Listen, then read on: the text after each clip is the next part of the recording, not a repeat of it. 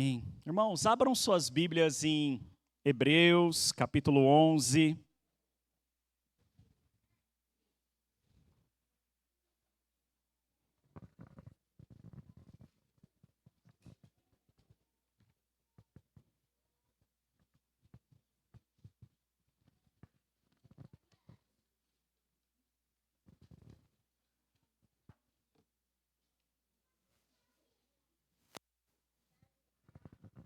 Hebreus, capítulo 11.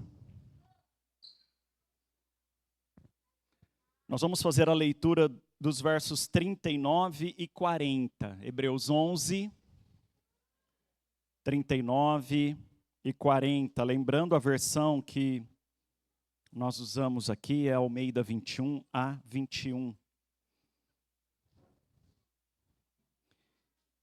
E todos eles, embora recebendo bom testemunho da fé, não obtiveram a promessa, visto que Deus havia providenciado algo melhor a nosso respeito, para que sem nós eles não fossem aperfeiçoados.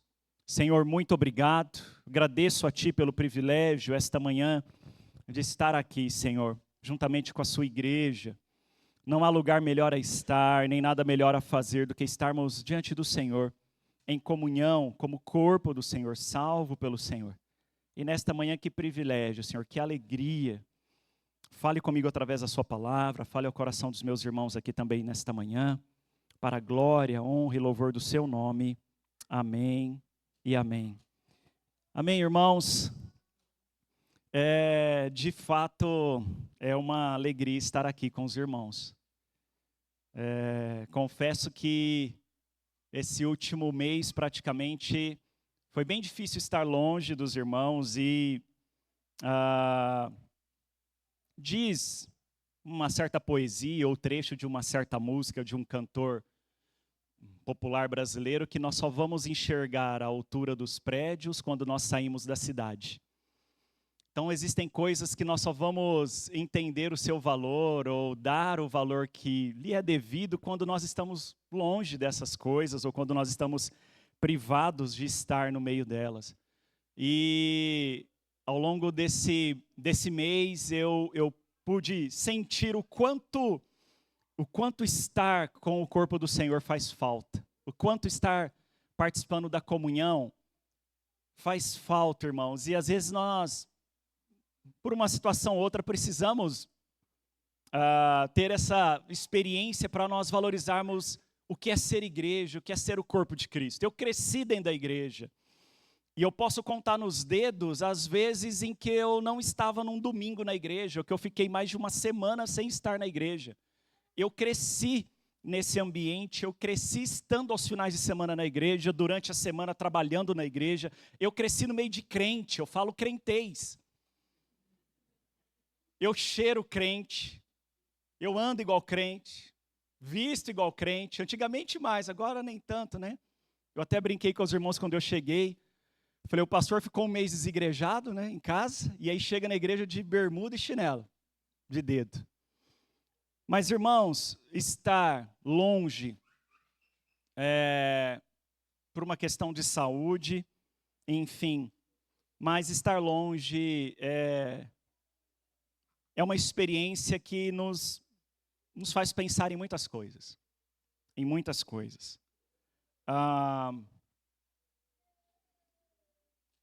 Talvez a gente possa entender um pouco a privação que muitos dos nossos irmãos em muitos lugares no mundo têm de não poder estar na igreja, de não poderem estar comungando com os demais, de não poderem ler a palavra livremente. Durante esse mês eu pensei em muitas coisas, compartilhei com alguns irmãos que estiveram ali, ficaram comigo no hospital ou que foram me visitar. Mas uma lição, irmãos, eu tiro disso, que eu nunca deixarei, por minha vontade, ou voluntariamente, ou por qualquer outra razão que dependa única e exclusivamente de mim, nunca deixarei de estar no seio da igreja, irmãos, de estar juntamente com o corpo de Cristo. Hoje eu posso dizer aos irmãos que eu não consigo me ver longe disso aqui. E respeitando, óbvio, o contexto de cada um, eu também não consigo entender qual a justificativa para nós não estarmos aqui. Não consigo entender porque um cristão livre, sem impedimentos externos, opta por não estar junto da igreja num culto dominical. Às vezes, só quando nós somos tirados da cidade é que nós vamos dar valor e ver a altura das torres. Às vezes, só quando nós somos privados de estar com o corpo do Senhor, nós vamos valorizar o que é o corpo do Senhor, o que é a igreja do Senhor. E ao longo desse mês eu pude experimentar, falar com o Senhor, chorar muito, pedir muito perdão, muito. Eu até brinquei com aqueles que foram visitar no hospital, olha, eu já estava pedindo perdão por coisa que eu nem tinha feito. Mas que o Senhor me perdoasse porque foi um ano intenso, irmãos, em todos os sentidos. Mas é um privilégio nós estarmos aqui. É um privilégio, porque não há coisa melhor para nós fazermos do que sentarmos para ouvir a palavra do Senhor. Não há nada mais suficiente para a igreja do que a exposição clara das Escrituras e fiel das Escrituras. E eu louvo a Deus porque nós temos uma comunidade de fé que tem buscado, irmãos, viver, ensinar e proclamar essa palavra conforme ela é, não conforme nós achamos. E assistindo a cada um dos irmãos que pregaram ao longo desses 3 últimos domingos, meu coração se encheu de alegria e minha boca se encheu de riso, como diz o Salmo. Porque eu pude ver que o Senhor é quem edifica a igreja. A igreja não precisa de mim, a igreja não precisa de nós precisamos de Cristo. Diz a canção, até o fim. Nós precisamos dele. É ele que edifica a igreja, é ele que edifica as nossas vidas. Irmãos, não somos nada. Somos como a poeira, como diz o sábio. Somos como pó. Como Isaías diz, nós somos como a folha que nasce bela, mas quando o sol aparece, logo ela murcha e não serve para nada. E mais do que isso, sabendo que nós não somos nada, o que fizemos para merecer tamanho amor? O que fizemos para merecer tamanho amor, irmãos? Eu fiquei me questionando ao longo dessas semanas, dizendo, Senhor, o que eu fiz? Como eu disse, foi um ano muito intenso. Perdemos irmãos aqui no nosso meio. E eu pude ver que em nada eu fui melhor do que aqueles irmãos para Deus me privar da morte. E quem acompanhou ali a situação sabe que foi Deus que livrou, irmãos. Eu poderia não estar aqui. De novo. E isso me constrange cada vez mais. Nós estamos aqui, você está aqui. Enquanto alguns não estão. Não podem mais estar. Mas o Senhor nos deu esse privilégio. Talvez seja a nossa última chance. Dia 16 de novembro, talvez, e quase foi a última chance de eu poder ouvir o Evangelho. Talvez, se demorasse mais um pouco, no dia 17 eu já não estaria mais aqui. Talvez seja a nossa última chance. Não desperdice. Não pense que é mais um domingo, não pense que é mais um encontro, não pense que é mais uma ceia. Não torne isso banal. Ir trabalhar todo dia é mais um dia, ir para a escola todo dia é mais um dia. Mas não, estar diante do Senhor, irmãos. Estar diante do Senhor não é mais um dia. Estar diante do Senhor não é cumprir mais um protocolo. Estar diante do Senhor é um privilégio aos eleitos somente, aqueles que Ele concede. Mas nós só vamos entender isso quando nós, assim como o autor aos Hebreus, entendermos a supremacia de Cristo. Nós só podemos ter consciência desse privilégio de estar diante do Senhor, assim como o autor aos Hebreus entendeu e ensinou, só quando Cristo for superior a todas as coisas da nossa vida, esse momento aqui para nós será inigualável. Somente quando Cristo for superior aos anjos, como o autor aos Hebreus explicou no capítulo 1 e 2. Somente quando entendermos que Cristo é superior a Moisés ou a lei, como ele explicou nos capítulos 3 e 4. Somente quando entendermos que Cristo é superior a Arão ou ao sacerdócio arâmico ali, conforme ele explicou do finalzinho do capítulo 4 até o 7. Somente quando entendermos que Cristo é superior à aliança, que Cristo é superior ao templo e que Cristo é superior ao sacrifício, como ele explicou dos capítulos 8 ao 10. Somente quando Cristo for superior é que nós podemos dizer, conforme vamos ver hoje, que pela fé nós vivemos. Pela fé. Enquanto não entendermos a superioridade de Cristo, irmãos, enquanto nós entendermos que Cristo é superior a tudo e que a nossa vida está debaixo dessa superioridade, depende dessa superioridade, depende daquele que está sentado à destra do trono de Deus e é o resplendor exato da sua glória, conforme o versículo 3 do capítulo 1. É aquele pelo qual agora Deus fala conosco. Cristo é o único meio pelo qual Deus fala através da sua igreja. Não mais pela boca de profetas, é Cristo. Cristo é o mediador, Cristo é o sumo sacerdócio. É o sumo sacerdote. Dos capítulos 1 ao 10, o autor aos Hebreus mostrou o quanto Cristo é superior. Para que então no capítulo 11 ele pudesse dizer aonde a nossa fé está apoiada. Nossa fé, meus irmãos, não é um amuleto especial que nós temos para ganhar coisas. A fé não é um poder para eu orar e as pessoas serem curadas, ou para eu me curar. A fé não é um poder para eu orar e ganhar um emprego, ganhar uma casa, ganhar um carro. A fé não é barganha, a fé não é moeda de troca espiritual. A fé é a crença que Cristo é superior a todas as coisas neste mundo. E que assim como os nossos irmãos professaram hoje, Ele é o nosso único e suficiente Salvador. Isso é a fé. E o autor aos Hebreus no capítulo 11, ele vai mostrar isso. E nós vimos, há quase um mês atrás, o comecinho disso. Ele vai definir o que é fé, dos versículos 1 ao 6, mostrando dois exemplos de fé, Abel e Enoque.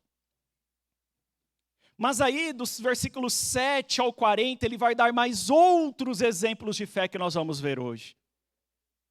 Mostrando que esses homens creram numa promessa que eles não viram, numa promessa que eles não entendiam, que eles não saberiam quando aconteceriam, mas creram, e foi pela fé que os patriarcas, do verso 7 ao 22, que os peregrinos, dos versos 23 ao 31, e que os improváveis, dos versos 32 ao 40, creram. Foi pela fé que eles foram justificados. Foi pela fé que eles foram justificados. Cristo é a base de nossa perseverança na fé, meus irmãos. A exemplo dos antigos, nós temos que crer na promessa de Deus. O capítulo 11, ele não é a definição da carta aos Hebreus. Muitas pessoas, quando vão ler ou quando vão falar de Hebreus, acham que Hebreus se resume ao capítulo 11. Não, Hebreus está falando da superioridade de Cristo. Cristo é superior, Cristo é superior, Cristo é superior. O capítulo 11 e 12, o autor aos Hebreus está mostrando que então a nossa fé tem que estar sujeita ou debaixo dessa superioridade de Cristo. O capítulo 11 está ligado intimamente, diretamente, a maneira como o autor termina a sua parte teológica da carta no versículo 38 e 39 do capítulo 10. Mas meu justo viverá da fé. Da fé em quê? Da fé de que Cristo é superior a todas as coisas. De que tudo depende de Cristo. O universo foi criado pela palavra de Cristo. Ele é a palavra. Nós vimos isso em Hebreus 11:3. Tudo foi criado por Ele. Ele é o sumo sacerdote. Ele é o nosso intercessor perfeito. Ele sofreu tudo. Por isso Ele é perfeito em nos chamar, em mediar a nossa redenção. O meu justo viverá da fé. Se recuar, minha alma não se agradará dele. Nós, porém, não somos dos que recuam para a destruição. Não passou.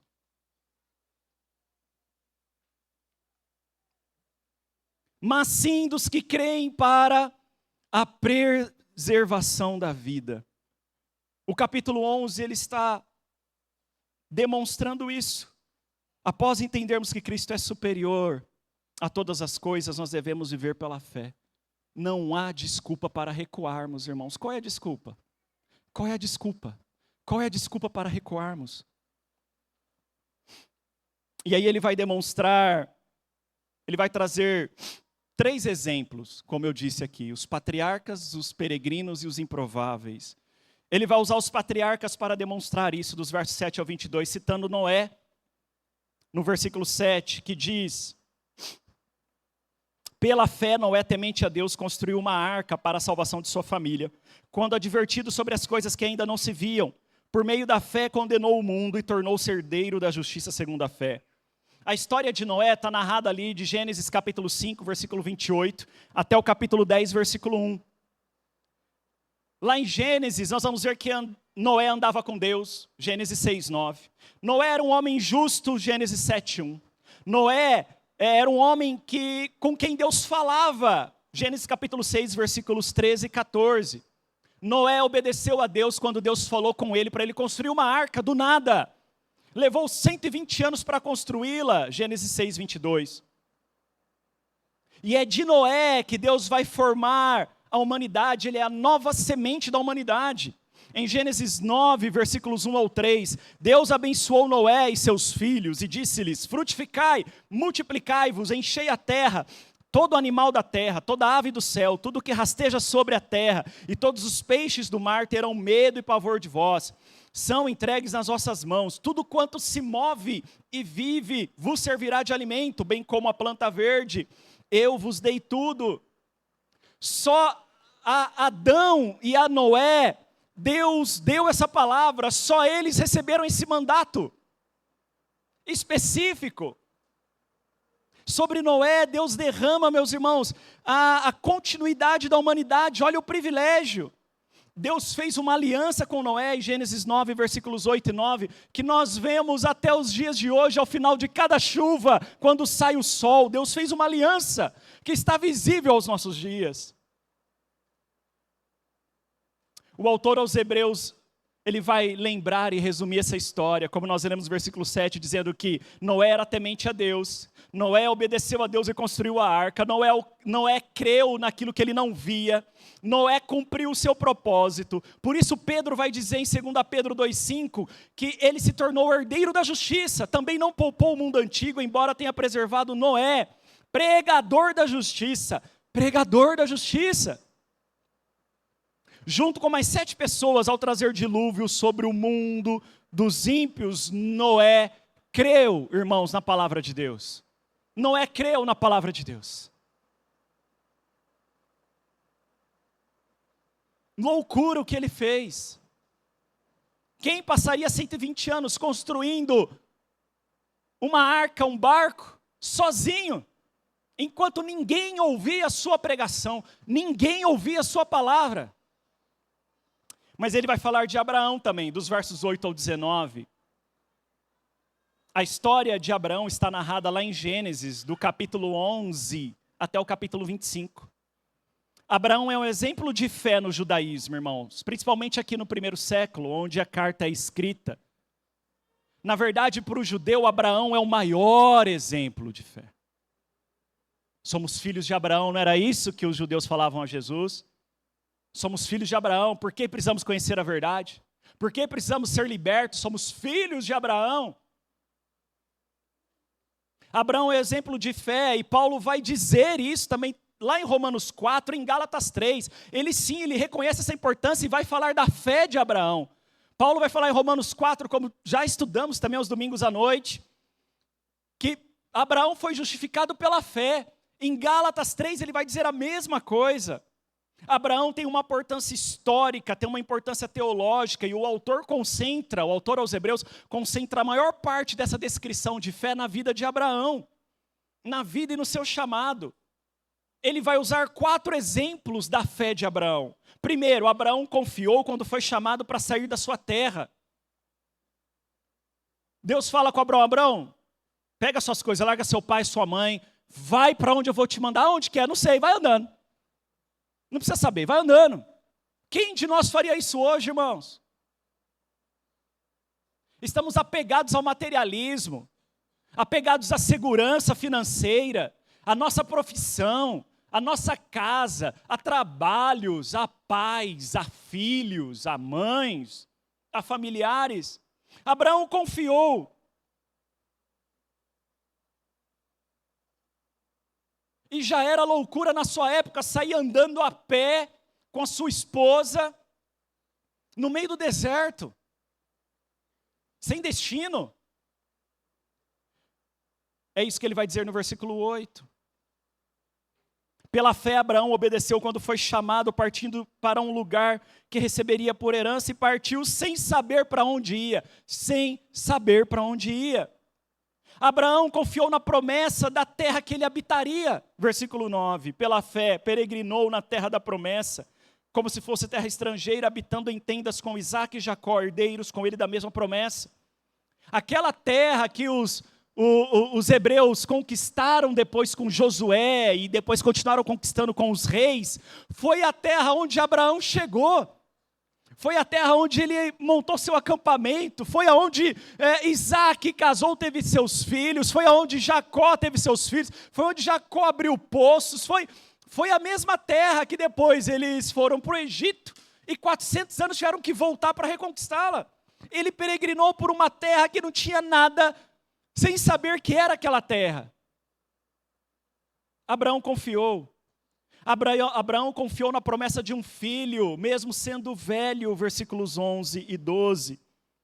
Pela fé, até a própria Sara, que era estéril e de idade avançada, recebeu o poder de conceber um filho, pois considerou fiel aquele que lhe havia feito a promessa. Portanto, também de um homem já sem vigor físico, nasceu uma descendência tão numerosa quanto as estrelas do céu, e incontável como a areia na praia do mar. Ele confiou quando Deus falou, vou te dar um filho mesmo na velhice. E mais, ele confiou quando, depois de Deus ter dado esse filho a ele, Deus o pede para sacrificá-lo, versículo 17. Pela fé, Abraão, quando provado, ofereceu Isaque para ser sacrificado. Sim, aquele que havia recebido as promessas estava a ponto de oferecer seu único filho. O homem que creu que Deus daria um filho a ele, também confiou quando Deus pediu esse filho a ele. O autor aos Hebreus mostra esses 4 exemplos da fé de Abraão, mas também ele vai mostrar que a fé de Abraão é evidenciada, irmãos, quando ele confiou em Deus nessa vida terrena, dos versos 8 ao 12, nós não vamos ler, mas depois você pode ler. Ele confiou quando Deus o chama para peregrinar, ele confiou nessa vida terrena, mas não só isso, ele confiou na vida que transcende a morte, versículos 13 até o 19. Todos esses morreram mantendo a fé, sem ter recebido as promessas, mas tendo-as visto e acolhendo-as de longe, declararam ser estrangeiros e peregrinos na terra. Os que dizem tais coisas mostram que estão buscando uma pátria, e se estivessem se lembrando da pátria de onde saíram, teriam oportunidade de voltar, mas agora almejam uma pátria melhor, isto é, a celestial. Por isso também Deus não se envergonha deles, nem de ser chamado seu Deus, porque já lhes preparou uma cidade. Pela fé, Abraão, quando provado, ofereceu Isaque para ser sacrificado. Sim, aquele que havia recebido as promessas estava a ponto de oferecer seu único filho, sobre o qual se havia falado, em Isaque será contada a tua descendência. Ele considerou que Deus era poderoso até para o ressuscitar dos mortos, e assim também simbolicamente o recuperou. Abraão não só confiou em Deus nessa vida terrena, irmãos, de que Deus daria um filho, de que Deus daria terra, de que Deus o sustentaria, mas como o autor aos Hebreus disse, ele confiou além disso, porque ele sabia que a sua promessa maior estava na pátria celestial. Nós cantamos aqui, céu, lindo céu. Não há nada neste mundo que vá nos afastar dessa herança que vamos receber. E Abraão sabia disso. Se Deus está pedindo meu filho, ponto, é Ele o dono da promessa, é Ele o dono das coisas. Eu sei que eu terei essa promessa com Ele naquele dia, naquele momento. O autor também vai citar Sara como alguém que compartilhou da fé de Abraão. Versículo 11 que nós lemos, pela fé, até a própria Sara, que era estéril de idade avançada, recebeu o poder de conceber um filho, pois considerou fiel aquele que lhe havia feito a promessa. A fé de Abraão influencia a fé de Sara. Abraão creu na palavra de Deus com sua família. Versículos 9, 11 e 13. Ele creu, porque depois dos versos 20 ao 22, o autor vai mostrar que sua descendência ali imediata, Isaque, seu filho, Jacó, seu neto, e José, seu bisneto, creram na promessa que Deus fez a ele, Abraão. O autor vai dizer no versículo 20, pela fé Isaque abençoou Jacó e Esaú no tocante às coisas que ainda aconteceriam.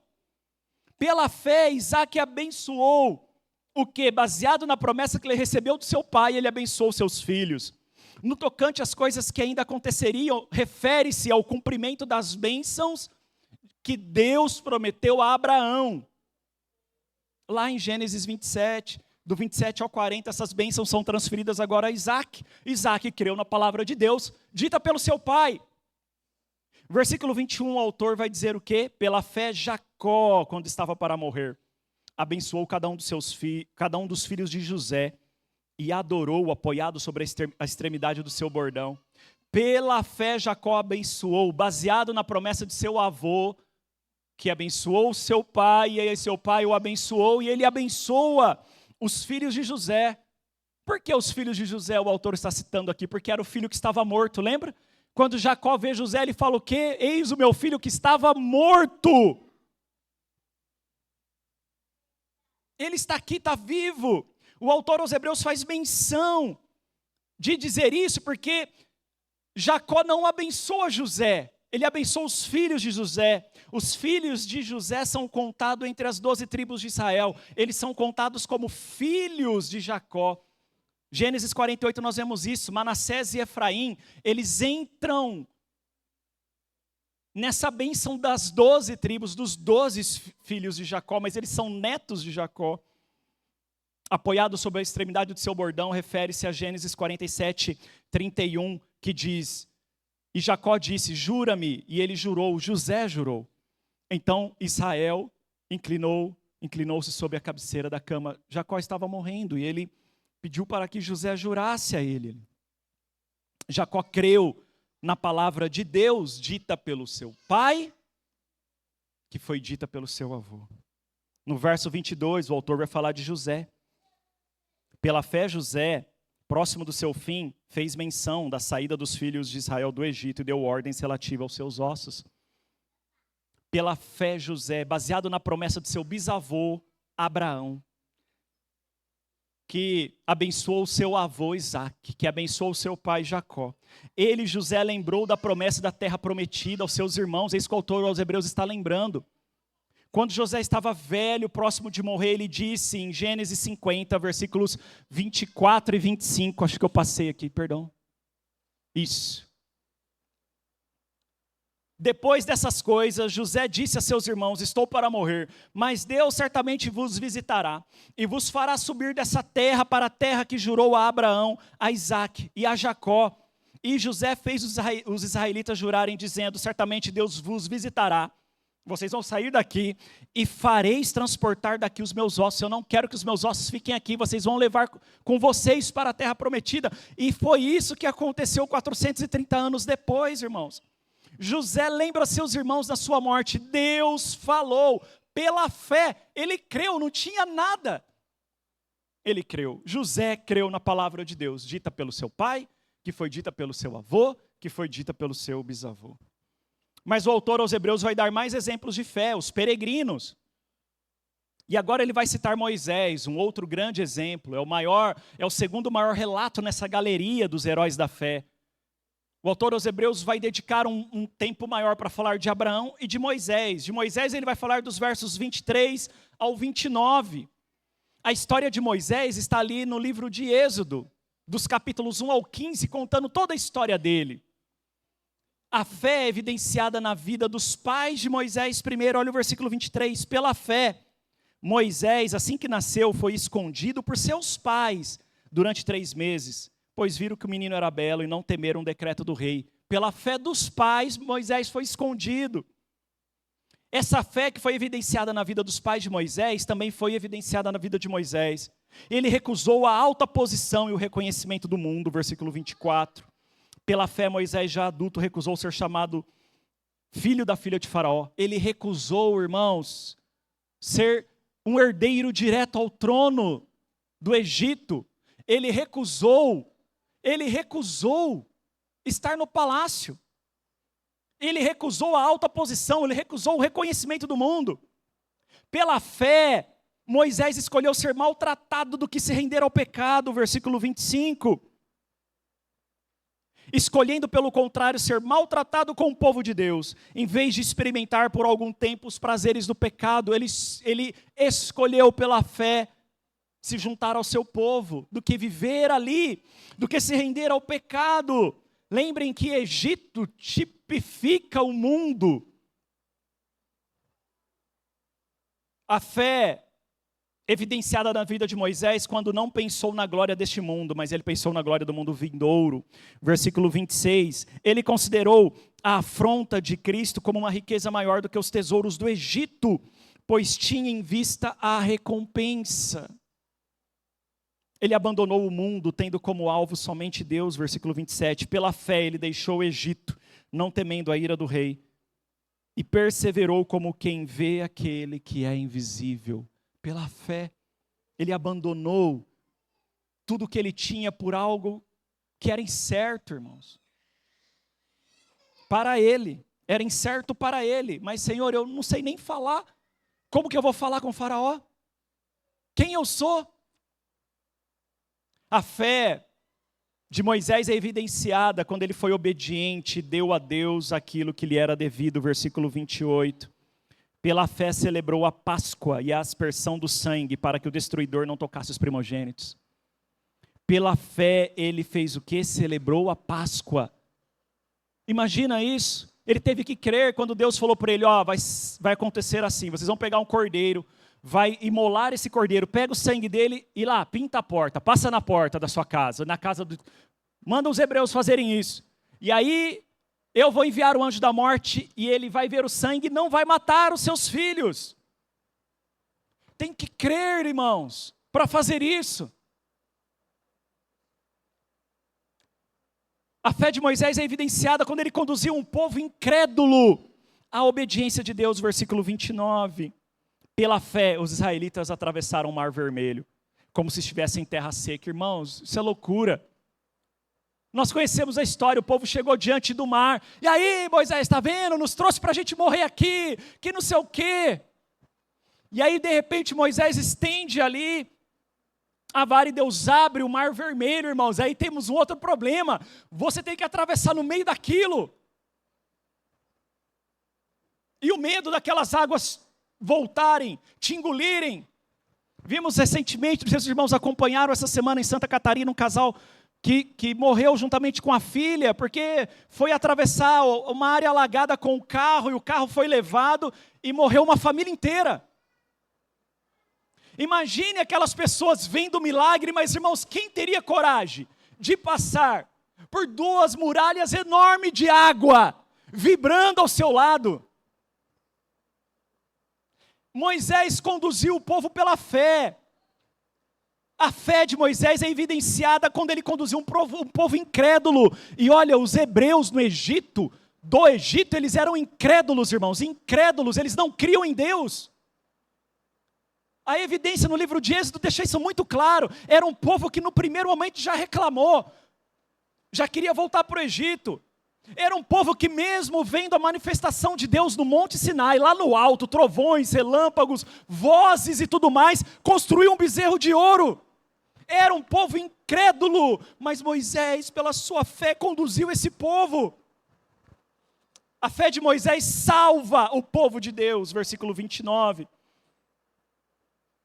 Ao tentarem fazer o mesmo, os egípcios afogaram. Deus não afogou o povo incrédulo de Israel, afogou o povo incrédulo do Egito. Moisés creu na palavra de Deus, irmãos. Versículo 30, ele vai fazer uma menção indireta a Josué, dizendo, pela fé os muros de Jericó caíram depois de rodeados por 7 dias. Ele não cita o nome de Josué, mas quem conduziu o povo a dar 7 voltas em Jericó. É loucura isso, irmãos. Dar 7 voltas em uma cidade que tinha uma das maiores muralhas. E depois ficar gritando e tocando trombeta lá, igual uns palhaços. Pela fé as muralhas caíram.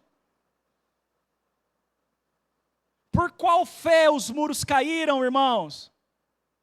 Pela fé daquele que Deus chamou para conduzir o povo a ter fé também em obedecer à ordem de Deus. A fé de Josué conduziu o povo a ter fé em obedecer a Deus. Mas não só ele era peregrino, Moisés era um peregrino. Deus o chamou do Egito para conduzir o povo peregrinou. Josué é um peregrino, mas também temos Raabe, versículo 31. Pela fé a prostituta Raabe não morreu com os descendentes, pois acolheu em paz os espias. Foi a única salva em Jericó. Ainda está no contexto aqui de Josué, capítulo 2 do livro de Josué.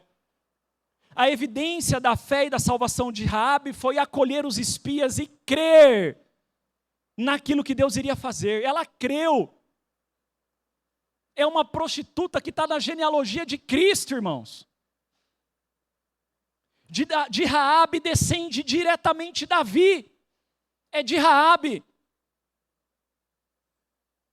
Uma prostituta.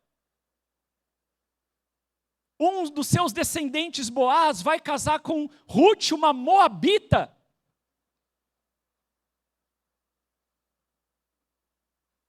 Tiago, capítulo 2, versículo 25, vai dizer: de igual modo a prostituta Raabe não foi também justificada pelas obras, quando acolheu os espias e os fez sair por outro caminho, dizendo, olha, a fé dela foi evidenciada naquilo que ela fez. Ela acolheu os espias, podendo ter sido morta pelos habitantes de Jericó. Raabe creu na palavra de Deus. E aí ele vai concluir o seu texto dos heróis da fé, citando os improváveis. É uma lista, do 32 ao 40. No versículo 32 nós temos a primeira lista. O versículo 32 diz, e que mais direi? Pois me faltará tempo se eu falar de Gideão, de Baraque, de Sansão, de Jefté, de Davi, de Samuel e dos profetas. Me faltará tempo para falar desses homens. Que mais eu posso dizer? E aí ele vai citar uma lista de juízes, descrito lá no livro de Juízes. Todos improváveis. Todos. Gideão, um medroso, irmãos. Baraque, um homem que Deus teve que usar uma mulher, Débora, para fazer o cara assumir sua posição. Sansão, um beberrão, um imoral. Aquele filho nóia, sabe, rebelde, cachaceiro, baladeiro. Essa é a expressão de Sansão naqueles dias. Cara que não estava nem aí com Deus. Jefté, irmãos, outro. Improvável. Ele vai citar os improváveis. Que Deus usou eles pela fé. O improvável, Davi, é o único rei que ele cita. Davi é um improvável, irmãos. Nós conhecemos a história dele. Nem o pai dele considerava ele alguém digno de ser escolhido por Deus para ser o novo rei de Israel. Improvável. Todo mundo zombando do menino.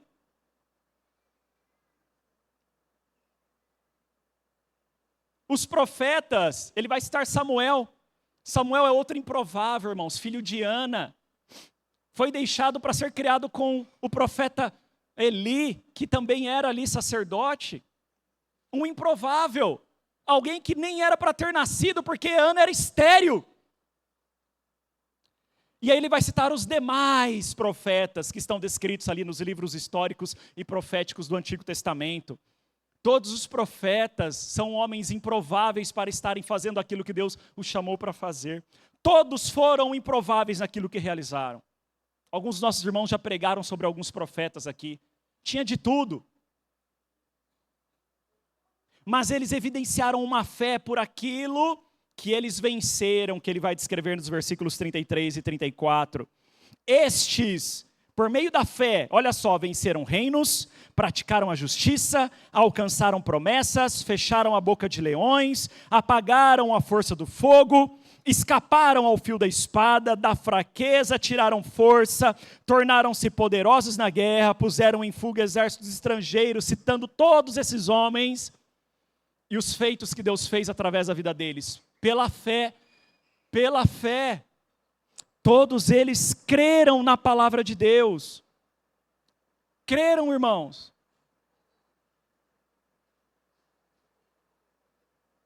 Dos versos 35 ao 38, ele vai citar mais improváveis, mas agora anônimos. São pessoas anônimas que também estão nessa lista. É uma lista anônima que inclui mulheres, versículo 35. Algumas mulheres receberam pela ressurreição os seus mortos. Tiveram seus filhos ressuscitados, maridos, familiares, pela fé. Ele vai dizer que o sofrimento é a evidência de uma fé. Viver em meio ao sofrimento é evidenciar a fé. Continuação do versículo 35 até o 37. Alguns foram torturados e não aceitaram ser livrados para alcançar uma melhor ressurreição.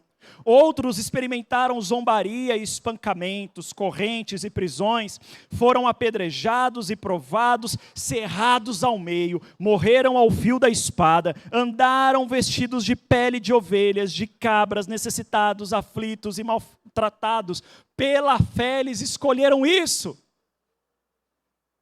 Eles escolheram isso, irmãos. Sofreram, mas não viram aquilo como problema, não choraram com Deus, não reclamaram para Deus. O testemunho desses homens e dessas mulheres evidenciam sua fé, versículo 38. O mundo não era digno dessas pessoas. Andaram vagando por desertos e montes, por cavernas e buracos da terra. O mundo não é digno de homens e mulheres com fé.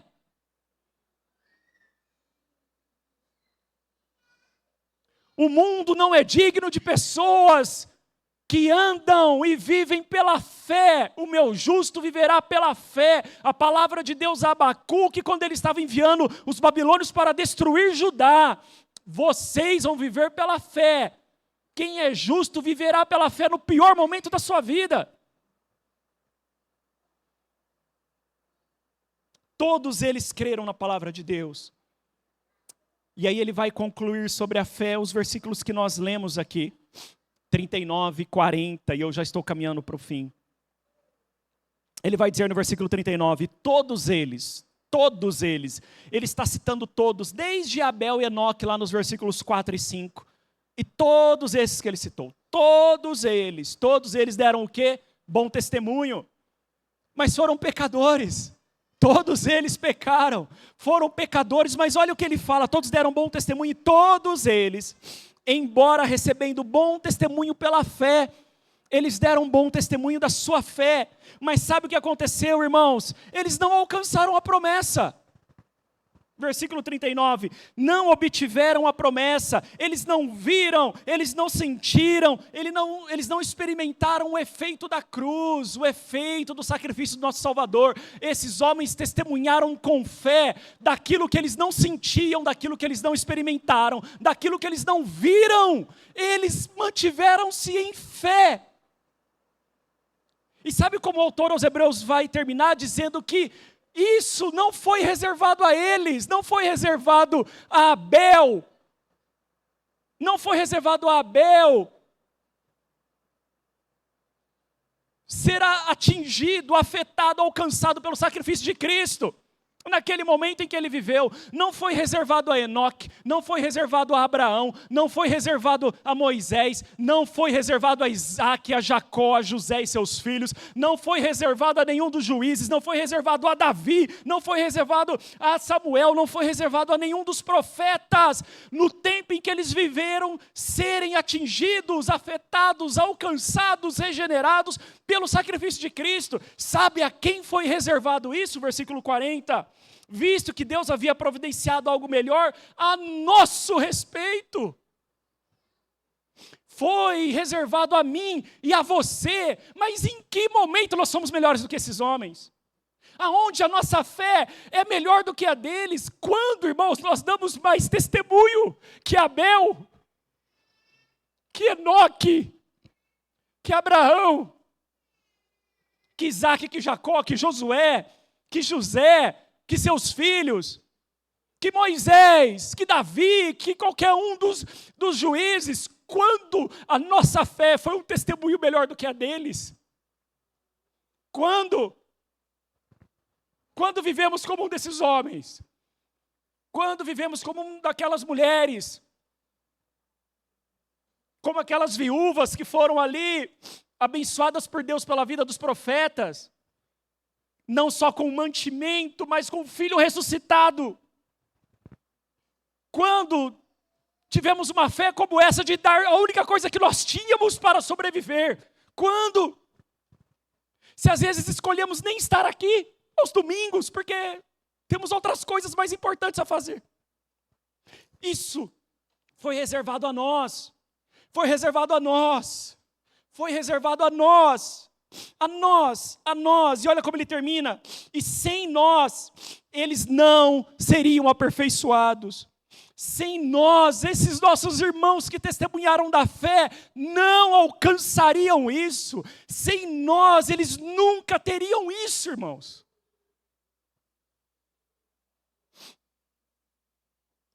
Olha o privilégio do que é ser igreja de Cristo. Sem a igreja, os nossos irmãos do Antigo Testamento nunca alcançariam a promessa. Sem a igreja de Cristo, eles não alcançariam a promessa. Sem Cristo ter se manifestado para que nós fôssemos salvos, eles não teriam essa promessa. Eles não alcançariam essa promessa. O que é a fé para nós hoje? O que é a fé para você hoje? O que é a fé?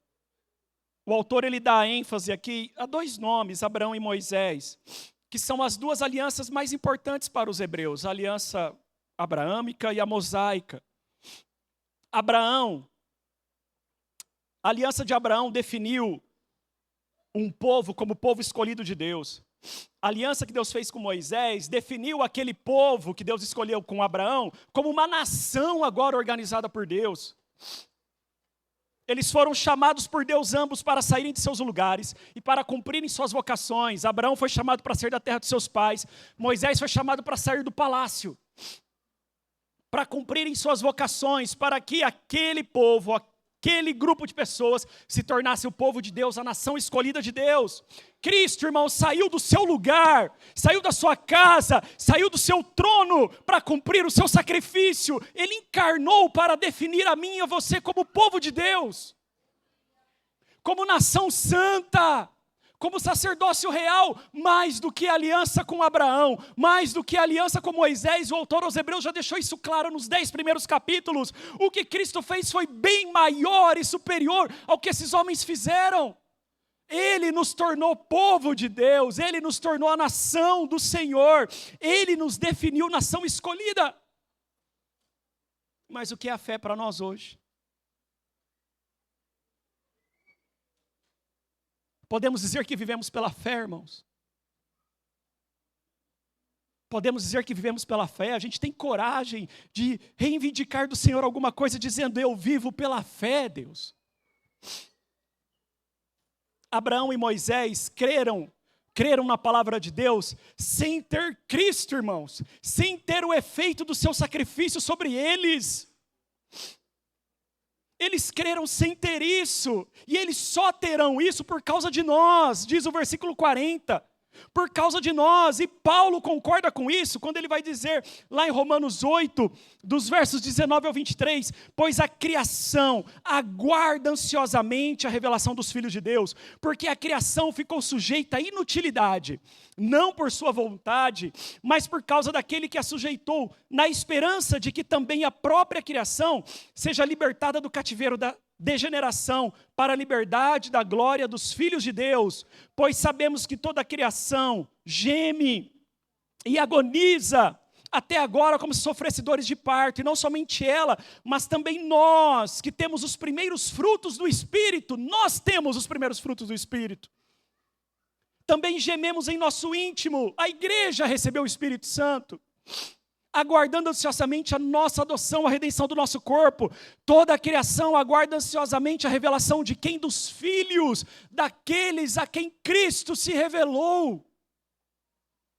Ele se revelou a nós, irmãos. Ele se revelou a nós. Não se revelou àqueles homens que sinceramente mereciam muito mais do que nós. Muito mais do que nós. Eles creram sem ter nada.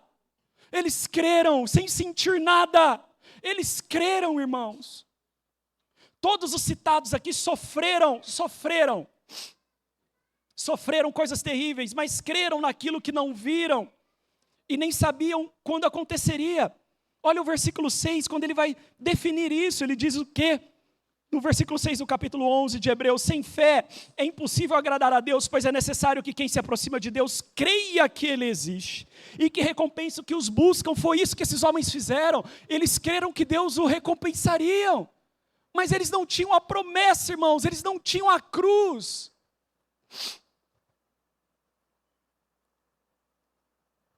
Eles sofreram, mas creram. E nós? Nós sofremos hoje? Sofremos também, irmãos. Sim, sofremos. Não vamos também aqui criar uma autodepreciação de nós. Sofremos, irmãos. Sofremos. Nós sofremos. Esse foi um ano muito difícil. Nós perdemos pais ao longo desse ano. Nós perdemos filhos ao longo desse ano. Nós descobrimos cânceres que poderiam nos matar ao longo desse ano. E outras coisas complicadas que, se Deus não livrasse, nós teríamos morrido. Nós lutamos com depressões ao longo desse ano, que nos prendiam e nos arrastavam para o fundo do poço. Nós sofremos com perda financeira, sim. Sofremos com crises. Sofremos com diversas coisas. Sofremos com falta de emprego. Sofremos com meses sem receber salário, porque estávamos afastados. Sofremos quando o carro quebrou e não tinha dinheiro para arrumar. Sofremos por inúmeras situações, sofremos com acusações, sofremos com processos, sofremos, irmãos. Sofremos ao longo desses anos. Alguns ainda estão sofrendo, e iremos sofrer ainda. Mas ao contrário desses irmãos do passado, nós recebemos o sacrifício de Cristo em nosso favor. Nós recebemos, eis a mesa posta. Aqueles homens não poderiam fazer isso, eles não podiam testemunhar a mesa, aquilo que Cristo fez por eles. Nós podemos, e o que nós temos feito? Nós temos crido o suficiente, nós temos fé. A fé, versículo 1, é a garantia do que se espera e a prova do que não se vê. Nós temos fé.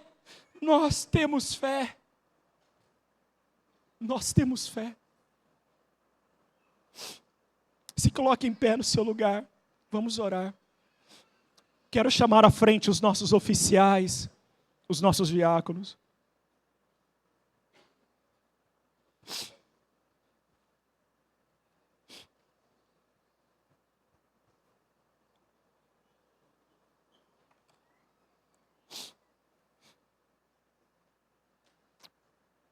Nós recebemos, irmãos, a promessa.